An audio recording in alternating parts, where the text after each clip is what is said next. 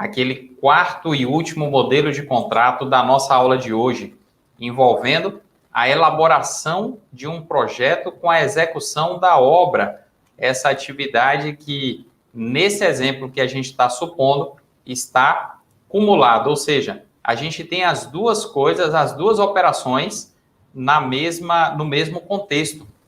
E aqui a gente pode dizer o quê? Que nesse contrato que envolve a elaboração de projeto com a respectiva execução da obra, imaginando que na primeira medição a empresa tenha cobrado apenas a parte correspondente à elaboração do projeto e que tenha sido no valor de R$100 mil, a gente vai se deparar com várias discussões bastante interessantes. E uma delas é a retenção do IR e das contribuições sociais é devida? E aqui, novamente, a gente tem que distinguir quem é da linha A e B, a resposta é sim. Porque quem é federal, de uma maneira geral, a gente pode dizer tem que reter o IR e as contribuições na contratação de qualquer serviço tomado, de qualquer bem adquirido, salvo nas hipóteses de dispensa de retenção.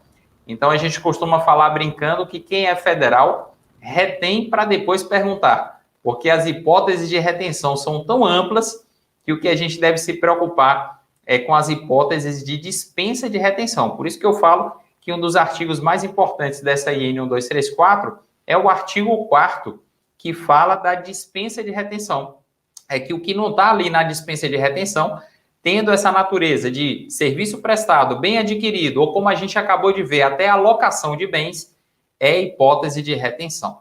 Agora, se eu estou falando para quem é da linha C e D do QSO, aqui a resposta já é negativa. E negativa porque o parecer normativo número 8 de 86, ele dispõe que não será exigido o imposto de renda na fonte em relação a rendimentos abrangendo trabalhos de engenharia de caráter múltiplo e diversificado que envolvam atividades relacionadas ao exercício da profissão mesclados com outros serviços.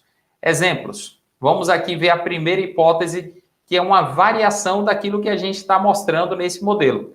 Uma empresa de engenharia é contratada para realizar apenas o projeto de uma obra, nesse caso, por estar desempenhando uma atividade que é exclusivamente relacionada ao exercício da profissão de engenharia, a retenção na fonte tanto do IR quanto das contribuições sociais para quem é da linha D do QSO, já que linha C normalmente não retém as contribuições, tanto em um caso quanto em outro, a retenção é devida.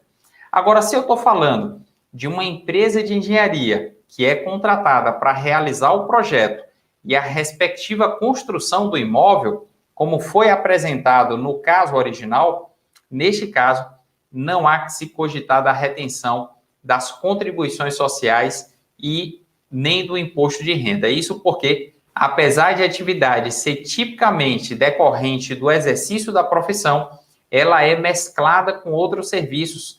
É isso que o parecer normativo quer dizer quando ele fala que o contrato tendo caráter múltiplo e diversificado, a retenção fica dispensada.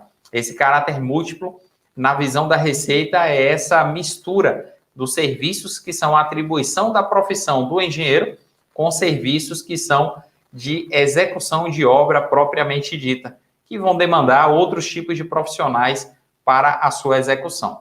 E o terceiro exemplo é de uma empresa de engenharia contratada para construir um edifício tão somente, ou seja, ela não vai elaborar o projeto, ela só vai executar aquilo que já consta do projeto, um projeto que foi elaborado anteriormente por outra empresa ou pelo próprio contratante, e nesse caso, não, pois a atividade não é relacionada ao exercício da profissão. Mais um exemplo curioso, Gustavo, de como o QSO é importante. Por quê?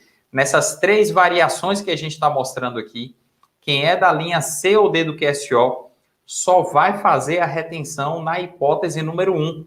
Na hipótese 2, em que há aquele caráter múltiplo, e na hipótese 3, em que é execução de obra, a retenção é dispensada. Na verdade, ela não está no campo de incidência do IR nem das contribuições da fonte.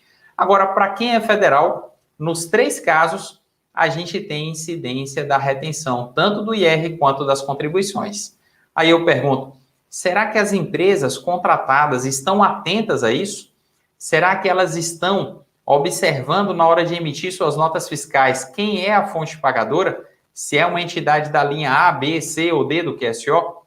A gente sabe que, infelizmente, Brasil afora, milhares e milhares de empresas estão emitindo suas notas fiscais equivocadamente e descontando as retenções de maneira errada.